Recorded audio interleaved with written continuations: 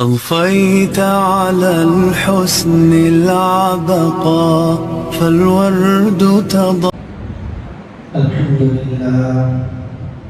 الحمد لله نحمده ونستعينه ونستغفره ونؤمن به ونتوكل عليه ونعوذ بالله من شرور أنفسنا ومن سيئات أعمالنا. من يهده الله فلا مضل له ومن يضلله فلا هادي له. ونشهد أن لا إله إلا الله وحده لا شريك له. ونشهد أن سيدنا ومولانا محمدا عبده ورسوله. أما بعد فأعوذ بالله من الشيطان الرجيم. بسم الله الرحمن الرحيم.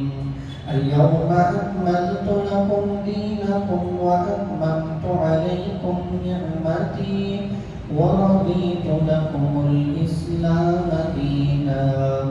وقال النبي صلى الله عليه وسلم: المسلم من سلم المسلمون من لسانه ويده.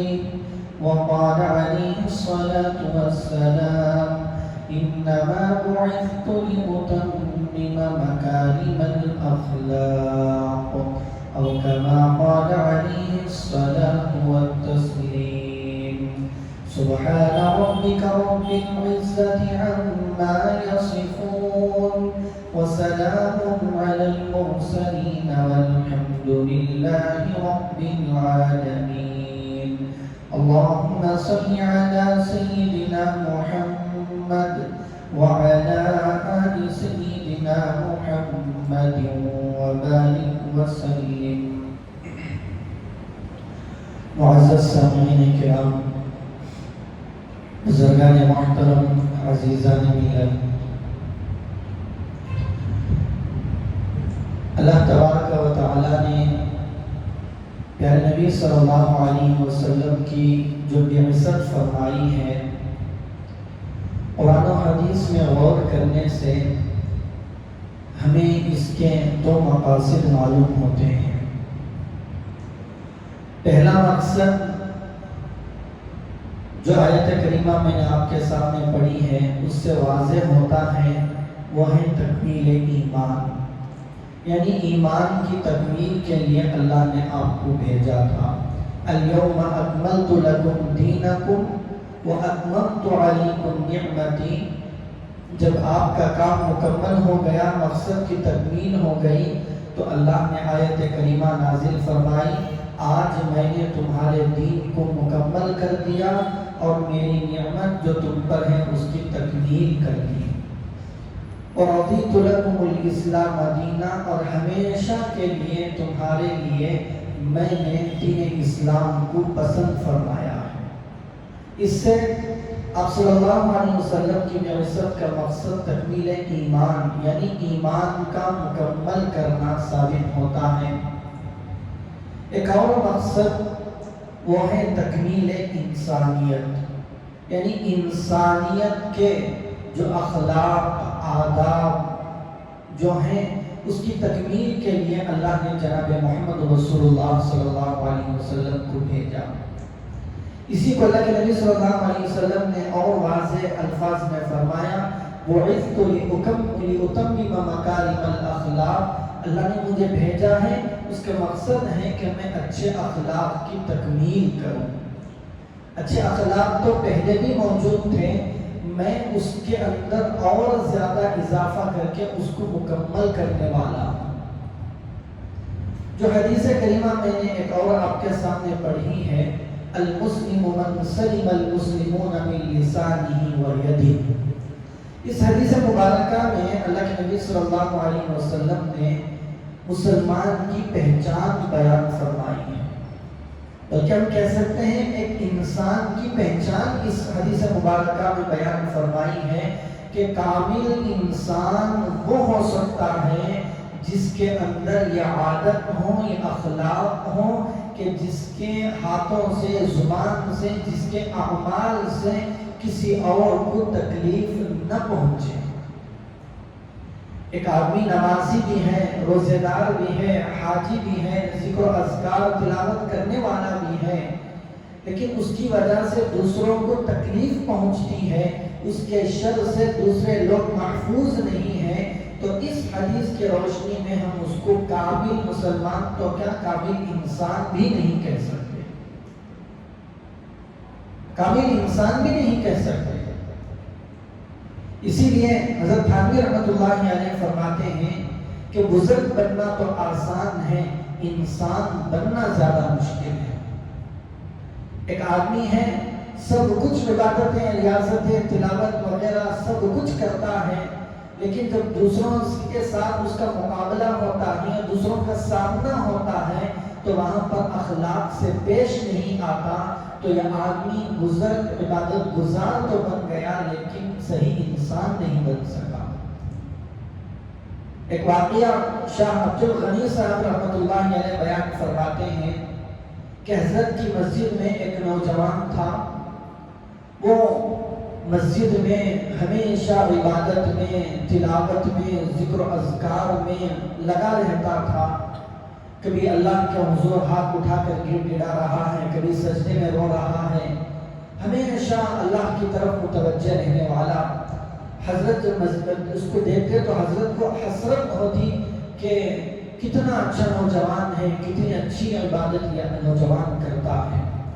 ایک مرتبہ حضرت مسجد کے کونے میں بیٹھ کر اس نوجوان کو دیکھ رہے تھے، وہ اسی طرح بیٹھا ذکر و اذکار میں مشغول تھا، اتنے میں مسجد کے اندر ایک بزرگ بوڑھے شخص داخل ہوئے، غالباً وہ نابینا تھے یا آنکھیں ان کی کمزور تھیں، جب مسجد میں داخل ہوئے تو ان کے آنکھوں کو ٹھیک سے دکھائی نہیں دیا، وہ گزر رہے تھے تو راستے میں اس نوجوان سے ان کا پیر ٹکرا گیا۔ جیسے ہی اس بزرگ شخصیت کا، بزرگ آدمی کا پیر اس نوجوان سے ٹکرایا، وہ اپنی نماز، تلاوت، ذکر و اذکار بھول گیا، فوراً کھڑا ہوا اور ایسے الفاظ، ایسی گالیاں اس بزرگ کے لیے بکنے لگا، تمہاری آنکھیں پھوٹ گئی تھی، تمہیں دکھائی نہیں دیتا اتنا بڑا آدمی کہ تم مجھے پیر لگاتے جا رہے ہو۔ حضرت نے اس واقعے کو بیان کرنے کے بعد فرمایا، یہ آدمی عابد تو بن گیا، نمازی تو بن گیا، ذاکر تو بن گیا، شاکر تو بن گیا، لیکن صحیح انسان نہیں بن سکا۔ تو اس لیے ہمیں جتنا عبادتوں پر زور دینے کی ضرورت ہے کہ میں نمازی بھی بنوں، ذاکر بھی بنوں، حاجی بھی بنوں، عمرہ کرنے والا بھی بنوں، ساتھ ساتھ میں یہ بھی ضروری ہے کہ ہم محنت کریں، کوشش کریں کہ میں صحیح انسان بھی بن جاؤں۔ یہ بہت بڑی ضرورت ہے آج کی۔ آج ہمارے اندر سے انسانیت ختم ہو گئی ہے، بلکہ انسانیت کی کوئی بات کہی جائے تو لوگ بڑے عجیب انداز سے، عجیب نظروں سے دیکھنے لگتے ہیں۔ ایک بہت بڑے عالم دین نے اپنی کتاب میں کچھ باتیں لکھی ہیں کہ انسان انسانیت کیسے اپنا سکتا ہے، کن چیزوں پر عمل کر کے صحیح انسانیت اپنے اندر لائی جا سکتی ہے۔ حضرت نے 3 چیزیں لکھی ہیں۔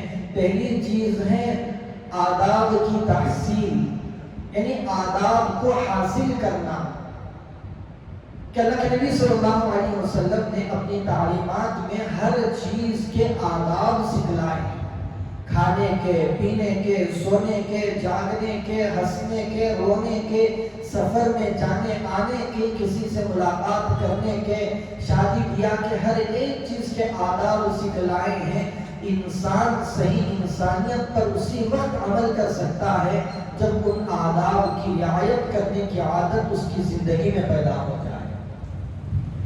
دوسری چیز اخلاق کی تکمیل، یعنی اللہ کے نبی صلی اللہ علیہ وسلم کے بتائے ہوئے جو اخلاق ہیں، لوگوں کے ساتھ ہمدردی کرنا، غمخواری کرنا، لوگوں کے ساتھ محبت سے پیش آنا، خیر خواہی کا معاملہ کرنا، حسد نہ کرنا، غیبت نہ کرنا، بغض، کینہ، عداوت دلوں میں نہ رکھنا، یہ ساری چیزیں اخلاق میں داخل ہوتی ہیں۔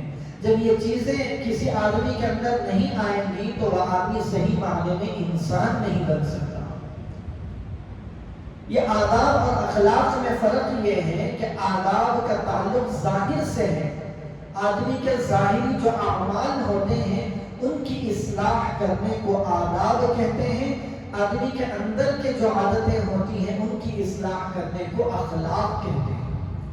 اسی طرح تیسری چیز ہے حقوق کی رعایت۔ انسان کو اللہ تعالیٰ نے جو بنایا، جو ڈیزائن کیا ہے، اس کو اللہ نے بنایا ہی اس طرح ہے کہ انسان دنیا کے اندر تنہا رہ ہی نہیں سکتا۔ اس کو کبھی ماں کی ضرورت، کبھی باپ کی ضرورت، کبھی بیوی بچوں کی ضرورت، کبھی دوستوں کی ضرورت، کبھی ڈاکٹر کی، کبھی انجینئر کی، کسی نہ کسی کی زندگی کے کسی نہ کسی مرحلے میں آدمی کو ضرورت پڑتی ہے۔ انسان ملی جلی زندگی گزارنے کا عادی ہے۔ جب انسان اپنی زندگی گزارنے کے لیے دوسروں کے ساتھ ملنے جلنے کا محتاج ہے تو اللہ کے نبی صلی اللہ علیہ وسلم نے ہمیں سکھایا کہ دوسروں کے ساتھ مل جل کر رہو تو دوسروں کے حقوق کی رعایت بھی کرنا سیکھو۔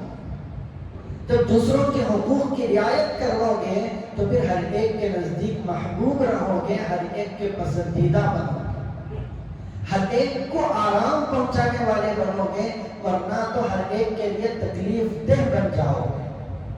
پھر انسان اور غیر انسان میں فرق نہیں رہے گا۔ الغرض جو پہلی چیز تھی آداب کی تحصیل، یعنی آداب ظاہری اعتبار سے میں جو بھی عمل کروں اس عمل کے کیا کیا آداب ہیں، یہ اللہ کے نبی صلی اللہ علیہ وسلم کی تعلیمات میں ہمیں پورے طور پر ملتے ہیں۔ مثال کے طور پر اللہ تعالیٰ نے قرآن پاک کی کئی آیتوں میں آداب کی تعلیم دی ہے۔ ایک آیت میں اللہ تعالیٰ نے فرمایا وَلَا تَمْشِ فِي الْأَرْضِ مَرَحًا، بندوں کو اللہ چلنے کا ادب سکھلا رہے ہیں۔ زمین پر چلو تو اکڑ کر نہ چلو۔ اگر تمہیں صحیح انسانیت دکھانی ہے، انسانیت اپنے اندر لانا ہے تو زمین پر اکڑ کر مت چلو۔ وَلَا تَمْشِ فِي الْأَرْضِ مَرَحًا، ایک جگہ اللہ فرماتے ہیں إِنَّكَ لَن تَخْرِقَ الْأَرْضَ وَلَن تَبْلُغَ الْجِبَالَ طُولًا، اگر تم زمین پر اکڑ کر چل رہے ہو ایسا ہرگز نہیں ہو سکتا کہ تم زمین پر اکڑ کر چل کے اپنی اکڑ کے ذریعے سے زمین کو پھاڑ دو یا آسمان کی بلندیوں تک پہنچ جاؤ۔ پھر پوچھیں اللہ سے اللہ چلنا کیسا ہے تو اللہ وہ بھی ہمیں سکھاتے ہیں وَقْصِدْ فِي مَشْيِكَ، زمین پر چلو تو میانہ روی کے ساتھ چلو۔ اللہ کے نبی صلی اللہ علیہ وسلم کے جو اخلاق تھے، عادات تھے، ان میں یہ بھی ہمیں تعلیم ملتی ہے۔ اللہ کے نبی صلی اللہ علیہ وسلم چلتے کیسے تھے تو اللہ نے سکھلایا وَقْصِدْ فِي مَشْيِكَ، اتنا زیادہ دوڑتے تیز نہ چلو کہ دیکھنے والے پریشان ہو جائیں کہ بھئی کیا ایمرجنسی اس کو پیش آ گئی ہے۔ ایمرجنسی حالات میں آدمی دوڑتا بھی ہے، تیز چلتا بھی ہے، الگ بات ہے آدمی کے چلنے کی عادت کیسی ہونی چاہیے۔ اتنا آہستہ بھی نہ چلو کہ لوگ دیکھ کر پوچھنے لگے کہ بھائی خیر تو ہے، پیروں میں درد تو نہیں۔ یہ دیکھنے میں چھوٹی چھوٹی باتیں معلوم ہوتی ہیں، اگر یہ بالکل لاپرواہ چیزیں ہوتی، ان کی رعایت کوئی ضروری نہ ہوتی تو اللہ قرآن عظیم جیسی مقدس کتاب میں ان چیزوں کا تذکرہ ہی نہ کرتے۔ اللہ نے جب قرآن میں ان چیزوں کا تذکرہ کیا تو معلوم ہوتا ہے کہ ہمیں اگرچہ یہ چھوٹی لگ رہی ہیں لیکن ہے یہ بہت بڑی چیز ہے۔ ان چھوٹی چھوٹی چیزوں پر عمل کر کے انسان بہت بڑا بن جاتا ہے۔ ایک جگہ اللہ تعالیٰ نے بات کرنے کا سلیقہ سکھلایا، بات کیسے کرنی چاہیے۔ اللہ نے یہ بھی سکھلایا وَاغْضُضْ مِنْ صَوْتِكَ إِنَّ أَنْكَرَ الْأَصْوَاتِ لَصَوْتُ الْحَمِيرِ، جب تمہیں کسی سے بات کرنے کا موقع آئے تو اپنی آواز کو پست رکھو۔ ایسا نہیں کہ چلا کر زور سے، ایک دو چیزیں الگ الگ ہیں، آواز بھی پست ہونی چاہیے، الفاظ بھی صحیح طریقے کے استعمال ہونی چاہیے۔ اللہ نے فرمایا ان انکر الاصوات لصوت الحمیر، بری آواز گدھے کی آواز ہوتی ہے۔ یعنی اللہ اشارہ کر رہے ہیں کہ تمہیں بات کرنے کی ضرورت پیش آئے تو انسان کے بات کرنے کا طریقہ یہ ہے کہ درمیانی آواز سے، پست آواز سے دوسرے آدمی سے مخاطب ہو۔ چلا کر زور سے پکار کر بات کرنا یہ گدھوں کی عادت ہے، یہ اللہ تعالیٰ نے تعلیم دی ہے ہمیں۔ دوسری چیز، الفاظ کا چناؤ کیسے ہونا چاہیے۔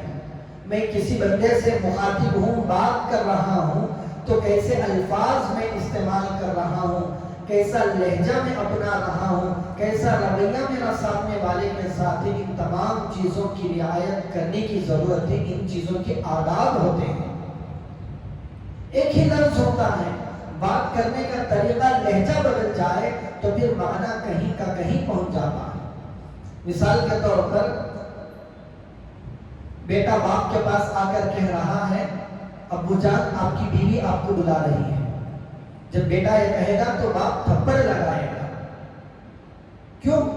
بات تو صحیح تھی، غلط اس بچے نے نہیں کہا، لیکن بات کرنے کے لیے اس نے جس طریقے کے الفاظ کو چنا ہے یہ بے ادبی کے الفاظ ہیں۔ اس کے بجائے یہ کہتا کہ امی جان بلا رہی ہے تو باپ خوش ہو جاتا بیٹے کی طرف سے۔ تو بات ایک ہے، لیکن الفاظ کرنے کے لیے، بات کرنے کے لیے اس نے الفاظ جو چنے ہیں وہ غلط چنے تھے، تو وہی بات کو اس پر تھپڑ پڑی۔ اگر الفاظ بدل دیے تو انہی الفاظ کی وجہ سے وہ اس کا باپ اس سے خوش ہو جائے گا۔ کتابوں میں ایک قصہ لکھا ہے کہ ایک بادشاہ نے خواب دیکھا کہ خواب میں اس نے یہ دیکھا کہ اس کے پورے سارے کے سارے دانت جھڑ گئے۔ اب لوگوں کو بلایا درباری میں، جو معبرین ہوتے ہیں، خواب کی تعبیر بتلانے والے، ان سے پوچھا کہ بتاؤ میرے خواب کی تعبیر کیا ہے۔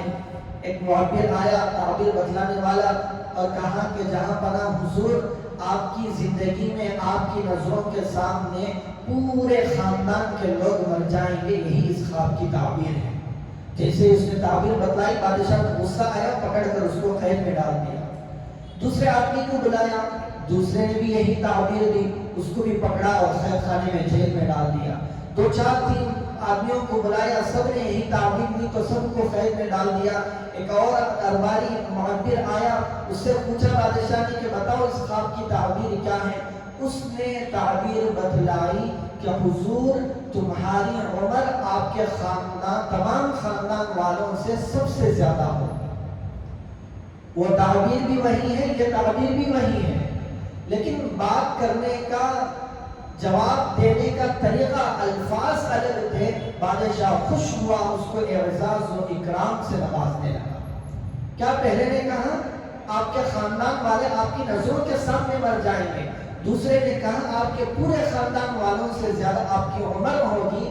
تعبیر ایک ہی ہے، لیکن بات کرنے کا لہجہ، الفاظ بدلے تو کسی کو جیل جانا پڑا، کسی کو انعام و اکرام سے نوازا گیا۔ تو بزرگوں عزیزوں، یہ کوئی دنیاوی چیز نہیں ہے، اسلام شریعت بھی ہمیں یہی سکھاتا ہے۔ سیدنا عباس رضی اللہ تعالی عنہ سے کسی نے پوچھا کہ عباس رضی اللہ عنہ یہ نبی صلی اللہ علیہ وسلم کے چچا ہیں، اور عمر میں صرف 2 سال ان کی وہ زیادہ تھی عمر میں۔ کسی نے پوچھا انت اکبر ام رسول اللہ صلی اللہ علیہ وسلم، تم بڑے ہو یا رسول اللہ صلی اللہ علیہ وسلم بڑے ہیں؟ تو حضرت عباس رضی اللہ عنہ نے جواب دیا، بڑے تو رسول اللہ ہیں، لیکن میں 2 سال پہلے پیدا ہوا۔ جواب صحیح ہے، لیکن نبی صلی اللہ علیہ وسلم کی عزت کا، احترام کا خیال انہوں نے اپنے الفاظ میں رکھا۔ اسی طرح کی تعبیر اور صحابہ سے بھی ہمیں ملتی ہے۔ یہ ہمیں سکھلانا مقصد ہے کہ اللہ تعالیٰ نے بتلایا کہ انسان وہ ہوتا ہے جس کے اندر آداب کی رعایت ہوتی ہے، ورنہ تو غیر انسان وہ بھی کھا رہے ہیں، وہ بھی پی رہے ہیں، وہ بھی سو رہے ہیں، وہ بھی اٹھ رہے ہیں، ضرورت پڑی تو آپسی بات چیت بھی ان کی ہو رہی ہے، سب کچھ ان کا ہو رہا ہے۔ اب انسان بھی اسی طریقے سے منمانی طریقے سے اپنی زندگی گزارنے لگے، کسی عادت کا، کسی اخلاق کا خیال نہ کرے، تو پھر انسان اور غیر انسان میں فرق کیا رہ جاتا ہے۔ اسی طرح یہ تو بات کرنے کے آداب میں نے بتلائے۔ قرآن پاک میں ایک جگہ اللہ تعالیٰ نے کسی کے ہاں دعوت کے لیے جاؤ تو اللہ تعالیٰ نے اس کے لیے بھی آداب اللہ نے بتلائے. ایک واقعہ پیش آیا کہ حضرت زینب بنت جحش رضی اللہ عنہا کے ساتھ نبی صلی اللہ علیہ وسلم کا نکاح ہوا. نکاح کے بعد آپ نے ولیمہ کیا. ولیمے کی دعوت میں آپ نے لوگوں کو مدعو کیا.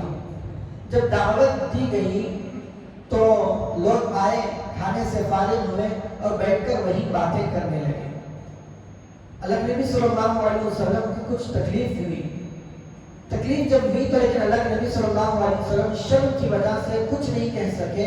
لیکن اللہ تعالیٰ نے قرآن پاک میں آیتیں اتار دی, یا ایھا الذین آمنوا لا تدخلوا بیوت النبی الا ان یؤذن لکم الى طعام غیر ناظرین اناہ ولكن اذا دعیتم فادخلوا فإذا طعمتم فانتشروا ولا مستأنسين لحديث إن ذلكم كان يؤذي النبي فيستحيي منكم والله لا يستحيي من الحق. ان آیتوں کے اندر اللہ تعالیٰ نے دعوت میں جانے کے 3 آداب بتلائے. پہلا ادب بتلایا کہ جب کسی کے ہاں جاؤ, اس واقعے کے ضمن میں اللہ نے امت کو ادب سکھلایا. کسی کے ہاں جاؤ تو بغیر اجازت کے نہ جاؤ. جب تک اجازت نہ لے لو اس وقت تک کسی کے ہاں نہیں جانا چاہیے. یہ اچھے عادات میں سے نہیں ہے. اسی کو ہم کہتے ہیں اپوائنٹمنٹ لینا. یہ جب یہ لفظ یہ بات کہی جاتی ہے تو لوگ سمجھتے ہیں یہ انگریزوں کا طریقہ, یہ دنیا داروں کا طریقہ ہے. ہو سکتا ہے یہ لفظ غیروں کا ہو, انگریزوں کا ہو, لیکن یہ طریقہ اسلام نے ہمیں سکھلایا. لا تدخلوا بیوت النبی الا ان یؤذن لکم, جب تک تمہیں جانے کی اجازت نہ ملے کسی کے ہاں جانا نہیں چاہیے. کسی کے ہاں مہمان بن کر جا رہے ہیں تو پہلے فون کے ذریعے سے اطلاع دے دینی چاہیے کہ ہم فلاں وقت آپ کے پاس آ رہے ہیں. ہو سکتا ہے وہ گھر کی حالت درست کر لیں, وہ اپنی حالت ٹھیک کر لیں, جو کچھ انتظامات ہوتے ہیں وہ اس کو ارینج کر سکتے ہیں. یا کچھ لوگ ہوتے ہیں جن کا آنا جانا اٹھنا بیٹھنا ہوتا ہے, وہ کم سے کم گھر سے باہر کھڑے ہو کر اجازت لے لیں. حتیٰ کہ ایک گھر میں رہنے والے افراد دوسرے کمرے میں جانے کی ضرورت پیش آئے تو بھی اجازت کے بغیر کمرے میں نہیں جانا چاہیے. یہ تعلیم دنیا والوں کی نہیں ہے. دنیا والوں نے, انگریزوں نے, غیروں نے اس کو قبول کر لیا. حقیقت میں یہ تعلیم اللہ نے مسلمانوں کو دی ہوئی تھی.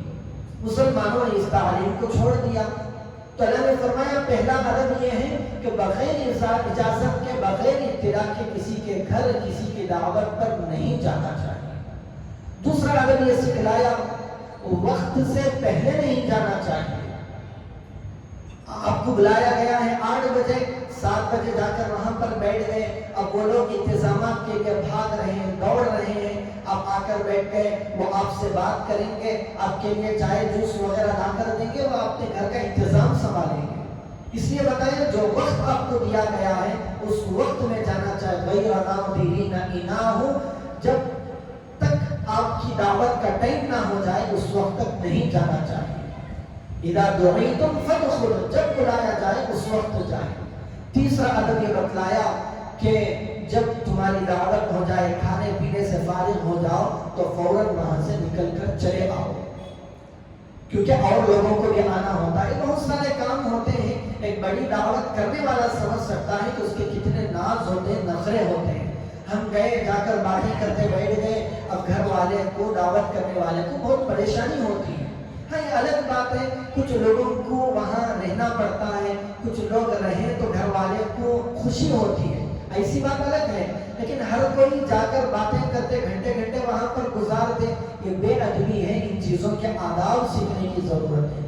اسی طرح اللہ کے نبی صلی اللہ علیہ وسلم نے سکھلایا جب بیمار کے پاس جاؤ تو وہاں پر کس طریقے سے اس کی تیمارداری کی جائے. اس کے سر پر ہاتھ رکھے, اس کے ہاتھ کو پکڑے اور اس کو تسلی دے. لا بأس طہور, انشاءاللہ تعالی اگر اللہ تعالیٰ کوئی غم کرنے کی, پریشان ہونے کی ضرورت نہیں ہے. انشاءاللہ تمہاری بیماری ٹھیک ہو جائے گی. اور اللہ کے نبی صلی اللہ علیہ وسلم نے سکھلایا جتنی دیر آپ اس کو بشاشت ہو, تھوڑی 2-4 باتیں کی اور فوراً وہاں سے اٹھ کر چلے آنا چاہیے.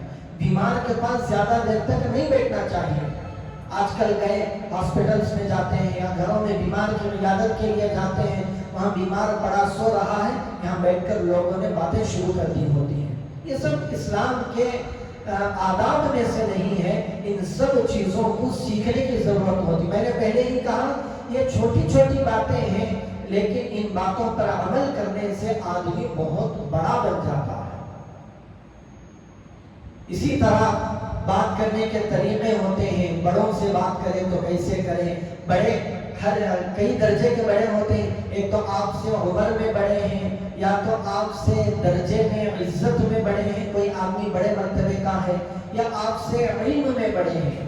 تینوں قسم کے بڑے آدمی, چاہے آپ کی عمر کا ہو یا آپ سے کم عمر کا ہو, لیکن اللہ نے علم کے ذریعے سے اس کو بلند مقام عطا کیا ہوا ہے. وَيَرْفَعِ اللَّهُ الَّذِينَ آمَنُوا مِنْكُمْ وَالَّذِينَ أُوتُوا الْعِلْمَ دَرَجَاتٍ. اللہ نے فرمایا, خود اللہ نے علم کی وجہ سے بعض بندوں کو عزت اور بڑائی عطا کی ہوتی ہے. تو جب اپنے سے بڑے بندے کے ساتھ بات کریں تو اس کے ساتھ بات کرنے کا طریقہ کیا ہونا چاہیے, لہجہ کیا ہونا چاہیے, الفاظ کیا ہونے چاہیے, یہ سب کچھ سیکھنے کی ضرورت ہوتی ہے. جب علماء کے پاس جاؤ تو وقت لے کر جاؤ. ہم سمجھتے ہیں ڈاکٹر کے پاس جانا ہے, وکیل کے پاس جانا ہے, تبھی وقت لینا ہے. مجھے جب بات کرنی پڑے تو مجھے عالم کو میرے وقت میں اویلیبل رہنا چاہیے. یا اپنے وقت میں عالم کو بلاتے ہیں, کسی بھی طریقے پر دعوت میں بلایا یا نکاح کے موقع پر بلایا, گھنٹوں انتظار کراتے ہیں. چاہیے تو یہ تھا آپ کسی ڈاکٹر کے پاس جائیں تو وہاں پر باہر بیٹھ کر گھنٹے گھنٹے انتظار میں لگا دیتے ہیں. وکیل سے ملاقات کرنا ہو تو اس کے انتظار میں گھنٹے لگا دیتے ہیں. جب ایک عالم سے بات کرنے کا موقع آئے تو عالم کو آپ کے لیے انتظار کرنا پڑتا ہے. کتنے افسوس کی بات ہے, جس کو اللہ نے بلند مقام عطا کیا ہے اس کو ہم ذلیل سمجھ رہے ہیں. اور جب ایک ادب یہ بھی ہے, جب عالم سے بات کریں اپنے سے اونچے درجے سے, تو اپنی سنانے سے زیادہ ان کی سننے کی کوشش کرنی چاہیے. ایک بڑے علم والے کے پاس جا رہے ہیں, اس کا ایک ایک لفظ بھی علم والا ہوتا ہے, تو کوشش یہ کریں کہ ان کے پاس جائیں تو اپنا مسئلہ تو سنا دیا, اب کوشش کریں کہ ان کی زبان سے زیادہ ہم الفاظ سنیں تاکہ زیادہ سے زیادہ علم ہمارے تک پہنچ جائے. ایسا نہیں کہ بس بولتے رہیں, اور یہ بھی خیال رکھا جائے کہ ہم کسی کے پاس جا رہے ہیں تو ان کا وقت ہے, کتنی دیر تک ہم بات کر سکتے ہیں. یہ پورے آداب ہیں جو اسلام ہمیں سکھاتا ہے. نبی صلی اللہ علیہ وسلم کی عادات سنتیں ہمیں سکھلاتی ہیں. ان سب چیزوں کی رعایت کرنے کی ضرورت ہے. اسی طرح کھانے کے آداب نبی صلی اللہ علیہ وسلم نے سکھلائے. کھانا کھانے کے لیے جب کسی دعوت کھانے کا انتظام کیسے کھانی چاہیے, اللہ نبی نے سکھلایا, بیٹھ کر زمین پر دسترخوان بچھا کر کھاؤ. اب یہ انگریزوں کا مغربی تہذیب کا دیکھا دیکھی ہماری شادیوں میں یہ سسٹم چلا, کیا کہتے ہیں, بفر سسٹم, کہ ایک جگہ کھانا رکھا ہوا ہے, ایک آدمی کا پلیٹ پکڑ کر ایسے لگتا ہے جیسے کوئی بھیک مانگنے والا کیوں میں کھڑے ہو کر کھانا لے کر جا کر چلتے پھرتے, انسانوں کی طرح تو نہیں کہہ سکتے, اگر اور الفاظ استعمال کروں تو کہیں برا نہ لگ جائے, غیر انسان کی طرح چلتے پھرتے ہم کھا رہے ہوتے ہیں. خدا کی قسم یہ نبی صلی اللہ علیہ وسلم کی تعلیمات میں نہیں ہے.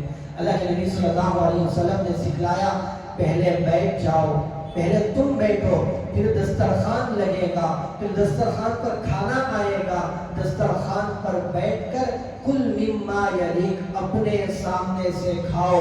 ایک لقمہ زمین پر گر جائے تو اس کو پہنچ کر, اس کو دھول وغیرہ لگی ہو تو جھاڑ کر اس لقمے کو بھی کھا لو. یہ جو انگریزوں کا سسٹم ہم نے اپنایا ہوا ہے, اس میں ان سنتوں کی رعایت ہوتی ہے. داہنے ہاتھ سے کھانا, وہاں پر بائیں ہاتھ سے کھانا, ایک سٹائل بنا ہوا ہے. پلیٹ کو, برتن کو صاف کر کے کھانا, برتن میں تھوڑا کھانا, تھوڑی چائے, تھوڑا جوس بچا دینا, آج کل کا سٹائل بنا ہوا ہے. ہم کہاں جا رہے ہیں, ہماری رفتار, ہمارا مقصد, ہمارا جو مرکز ہے وہ کدھر بنا ہوا ہے. ہم نے نبی صلی اللہ علیہ وسلم کے اخلاق کو, عادتوں کو چھوڑ دیا, چند چیزوں کو دین سمجھ کر ہم بیٹھ گئے اور ہم یہ دعویٰ کرتے ہیں کہ اللہ تعالیٰ ہمیں کامیابی عطا کرے. کبھی نہیں کامیابی آ سکتی. وہ قصہ ہمیں یاد رہنا چاہیے. ایک فوج آئی راجہ داہی سے مقابلہ کرنے کے لیے. حجاج بن یوسف وہاں کا کوفے کا گورنر ہے. ایک فوج آئی ہے راجہ داہی سے مقابلہ کرنے کے لیے.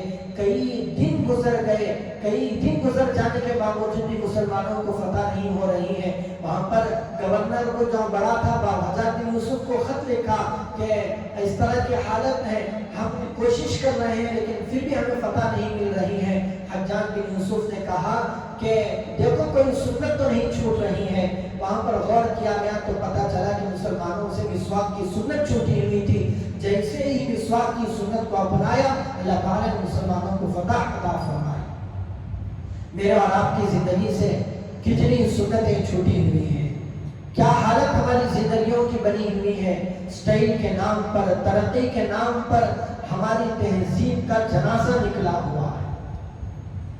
ہم نے اپنی اسلامی تہذیب کو بالکل بھلا کر رکھ دیا۔ نہ ہمارے گھروں کے اندر، نہ ہمارے آفسوں کے اندر، نہ ہمارے دفتروں کے اندر اسلامی تہذیب ہے۔ ہم نے سب کچھ چھوڑ دیا۔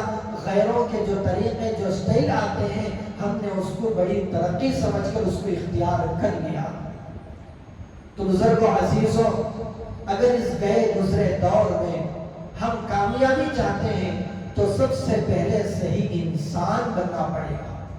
صحیح انسان کب بنتا ہے؟ میں نے 3 چیزیں بتائی تھی۔ پہلی چیز ہے صحیح آداب کی رعایت۔ آداب کیا ہیں؟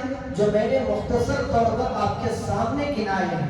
ہر ادب کو تفصیل کے ساتھ بیان کرنا مقصد نہیں ہے، مختصر طور پر میں نے توجہ دلائی ہے کہ کھانے کے بھی آداب ہیں، کپڑے پہننا ہو تو بھی اس کے آداب ہیں، آپ دعوت میں جائیں تو بھی آداب ہیں، بیمار کے پاس جائیں تو بھی آداب ہیں، کسی سے بات چیت ہو رہی ہے تو بھی آداب ہیں۔ ان سب چیزوں کی رعایت ہوگی تو پھر صحیح اخلاق پیدا ہوں گے۔ ان اخلاق کا اظہار ان آداب سے ہوتا ہے۔ پھر ہم ان آداب والی زندگی کو لے کر صحیح اسلام غیروں کے سامنے پیش کریں گے تو پھر کسی کی مجال نہیں ہوگی کہ میرے اسلام پر انگلی اٹھا کر کسی عمل کو غلط ٹھہرا سکے۔ آج ہم نے اسلام کا غلط تصور غیروں کے سامنے پیش کیا۔ دیکھیں دنیا کے اندر کوئی بھی ایسی قوم نہیں ہے، کوئی بھی ایسی قوم نہیں، چاہے وہ ہزاروں کی تعداد میں ہو، پوری دنیاوی اعتبار سے ہزاروں یا لاکھوں کی تعداد میں بالکل 1% سے کم اگر کوئی قوم ہے تو وہ بھی اتنی ذلیل و پست اور دنیا کے اندر دبی ہوئی نہیں ہے جتنا ذلیل آج مسلمان ہو رہے ہیں۔ چاہے وہ مغربی ممالک میں رہنے والے ہوں یا غیروں کے ممالک میں رہنے والے مسلمان ہوں یا اپنے اسلامی ممالک میں رہنے والے مسلمان ہوں، ہر جگہ پر مسلمان نیچی نظروں سے دیکھے جا رہے ہیں۔ دو الگ الگ باتیں ہیں۔ پہلا مسئلہ، پہلا المیہ تو یہ ہے کہ ہماری یہ حالت ہے۔ دوسرا المیہ، دوسرا مسئلہ یہ ہے کہ ہمیں توفیق بھی نہیں ہو رہی کہ یہ ہماری حالت کیوں ہو رہی ہے۔ کیا اسلام اس قابل ہے کہ اس کو کہیں انگلی اٹھا کر نام رکھ سکے؟ اللہ تعالیٰ نے انسان کو بنایا، انسان کی ایک ایک فطرت پر غور کر کے اللہ نے اسلام کو ہمارے لیے دیا ہے۔ جو سلیم الفطرت صحیح آدمی ہوتا ہے وہ اسلام کے کسی بھی عمل کو غلط ہرگز ٹھہرا نہیں سکتا۔ بالکل گنجائش ہی پیدا نہیں ہوتی کہ اسلام کے کسی عمل کو غلط ٹھہرایا جا سکے۔ ہم ہیں اسلام پر عمل کرنے کا دعویٰ کرنے والے، مسلمان ہونے کا دعویٰ کرنے والے، جو ہم اسلام کو غلط طریقے پر غیروں کے سامنے پیش کر رہے ہیں، جس کا نتیجہ یہ ہو رہا ہے کہ ہمارے اسلام کو بھی سنائی جا رہی ہے، ہم مسلمانوں کو بھی گالیاں سنائی جا رہی ہیں۔ تو بزرگوں عزیزوں، ہم مسلمان ہیں، مسلمان انسان، المسلم من سلم المسلمون من لسانه ويده۔ حضرت تھانوی کا قول میں نے سنایا تھا، بزرگ بننا تو آسان ہے، صحیح انسان بننا مشکل ہے۔ بزرگ تو اپنی عبادتوں کے ذریعے سے تنہائی میں آدمی بن جاتا ہے، لیکن ان آداب کو سیکھنے کے لیے کئی مہینے، سال، زندگیاں لگ جاتی ہیں۔ حکیم لقمان علیہ السلام نبی ہے، اللہ کے خاص بندے جو بھی ہو، ان سے کسی نے پوچھا کہ تم نے اخلاق اور آداب کس سے سیکھے؟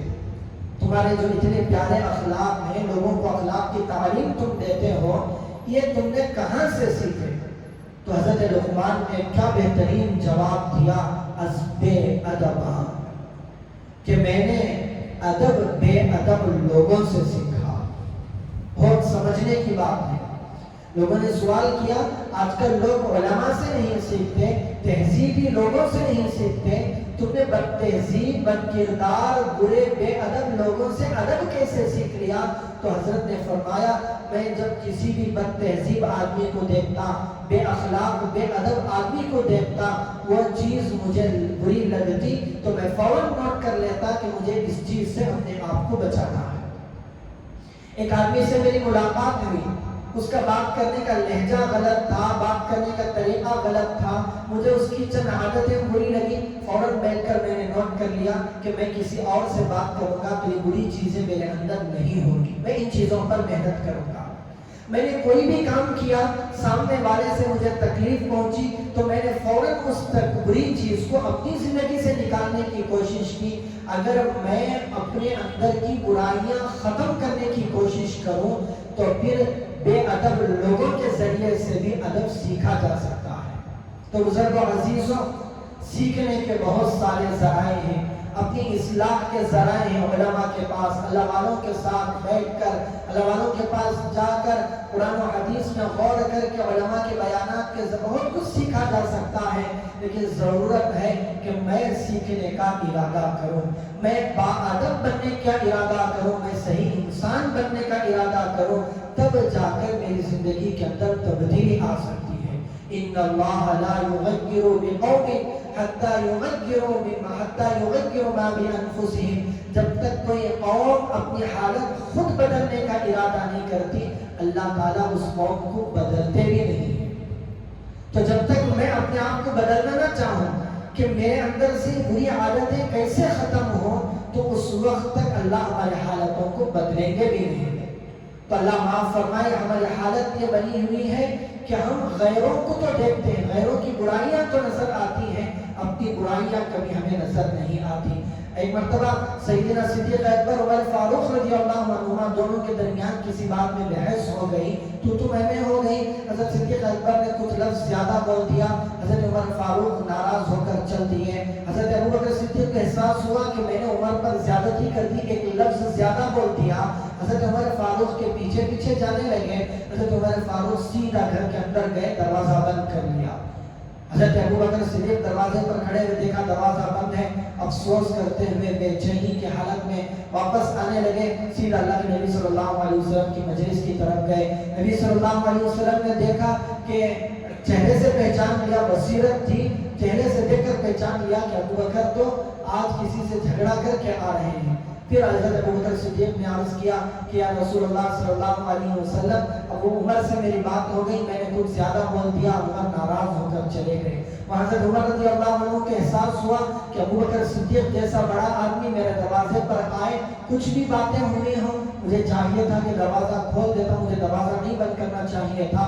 فوراً احساس ہوا تو دروازہ کھولا, باہر آ کر دیکھے موجود نہیں ہے, تلاش کرتے ہوئے نکلے. اللہ کے نبی صلی اللہ علیہ وسلم کی مجلس میں پہنچے, جا کر دیکھا اللہ کے نبی صلی اللہ علیہ وسلم موجود ہیں. سوچا کہ کتنا بہترین موقع ہے مسئلہ حل کرنے کا. جا کر دربار میں بیٹھ کر زار و خطار رونے لگے. کہا رسول اللہ صلی اللہ علیہ وسلم, مجھ سے بہت بڑی غلطی ہو گئی. ادھر صدیق کہہ رہے ہیں مجھ سے غلطی ہوئی, ادھر عمر فاروق کہہ رہے ہیں مجھ سے غلطی ہوئی. پھر اللہ کے نبی صلی اللہ علیہ وسلم نے کہا کہ دونوں ایک دوسرے کو معاف کرو, دونوں کے درمیان صلح کرا دی اللہ کے نبی صلی اللہ علیہ وسلم. پھر اللہ کے نبی صلی اللہ علیہ وسلم نے حضرت عمر سے خطاب کر کے فرمایا, عمر صدیق تو وہ ہے, میں نے جب کہا یا ایھا الناس قولوا لا الہ الا اللہ, لوگوں اللہ کی وحدانیت کا اقرار کر لو, تو پوری انسانیت نے مجھے کذاب جھوٹا کہا تھا. یہی ایک صدیق تھا جس نے میری تصدیق کی تھی, جس نے مجھ پر سب سے پہلے ایمان لایا تھا. لہذا ابو بکر کے بارے میں مجھے تکلیف نہ دیا کرو. اس واقعے سے ہمیں سبق ملتا ہے, ادھر ابو بکر کہہ رہے ہیں میری غلطی, عمر کہہ رہے ہیں میری غلطی. جس معاشرے کے اندر یہ آداب و اخلاق پائے جائیں, اس معاشرے میں لڑائی جھگڑے کا وجود ہی نہیں ہو سکتا. یہ ہے صحیح انسانیت, جس کی تکمیل کے لیے اللہ کے نبی صلی اللہ علیہ وسلم تشریف لائے. اللہ کے نبی نے محنت کی تو پھر وہاں پر ابو بکر تیار ہوئے, عمر فاروق تیار ہوئے, پھر وہ صحابہ تیار ہوئے جن کے اخلاق اور آداب کا وہ مقام تھا, وہ حالت تھی کہ پوری دنیا نے نہ پہلے کبھی اس طریقے کے انسان دیکھے, نہ آئندہ کبھی دیکھیں گے. یہ اللہ کے نبی صلی اللہ علیہ وسلم کی تعلیمات تھی۔ ہماری حالت کچھ بھی مسئلہ ہو جائے، ہر کوئی کوشش کرتا ہے کہ غلطی سامنے والے پر ڈال دی جائے، تیری غلطی، یہ کہتا ہے یہ تیری غلطی، پھر جھگڑے ہی پیدا ہوں گے، معاشرہ خونخوار ہی بنے گا۔ معاشرے کے اندر کسی نے کیا خوب کہا، ہر طرف درندے نظر آتے ہیں، درندوں جیسی حالت اسی وقت بنے گی جب پیارے نبی صلی اللہ علیہ وسلم کی تعلیمات ہماری زندگی سے نکلیں گی۔ انہی تعلیمات کو اپنا کر ایک طرف صحابہ بنے، انہی تعلیمات کو ٹھکرا کر ہم دنیا کے اندر ذلیل و خوار ہو رہے ہیں۔ اللہ تعالی ہم سب کو نبی صلی اللہ علیہ وسلم کی بتائے ہوئے اخلاق آداب کو سمجھنے، اس کو اپنی زندگیوں میں لاگو کرنے کی، اس پر عمل کرنے کی توفیق عطا فرمائے۔ وآخر دعوانا ان الحمد للہ رب العالمین۔